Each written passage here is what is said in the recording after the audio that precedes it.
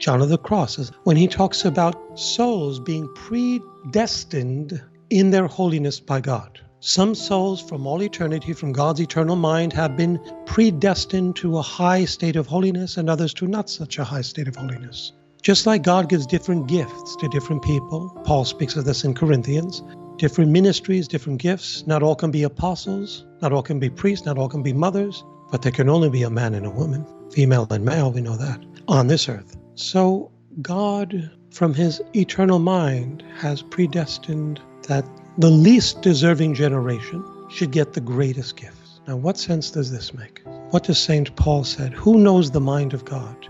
His unfathomable wisdom. Try to say that 3 times, unfathomable. That's a tongue twister.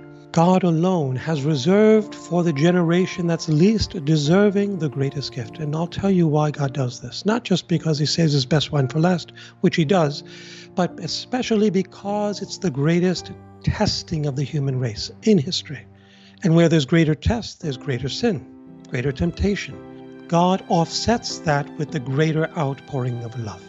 So God knew that Satan would be unleashed, as Pope Leo XIII said, for 100 years to test mankind.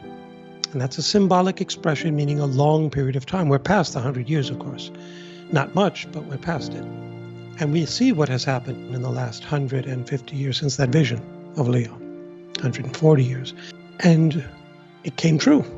It wasn't as if God said, okay, Satan, I'll let you play with the human race, just make sport of them for 100 years, and then I'll intervene at the end. No, that's not what God is doing. God always accompanied us throughout this progressive expansion of evil, knowing that the Holy Spirit was on hold, waiting for God the Father to say, now. So you see, God had already duped Satan. Satan didn't know about this gift, nothing. And he said, you go ahead, Satan, you try me. I'll give you 100 years. But you know what, Satan? Guess what? The gift has already been actualized.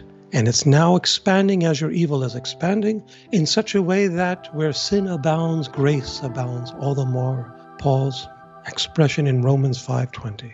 Paul knew this. Although he didn't live to see it, God gave him a vision of this. When? When he was taken to the third heaven. He received many things, he said, he could not articulate. And I am convinced that he had a vision of this outpouring we are now experiencing in these end times.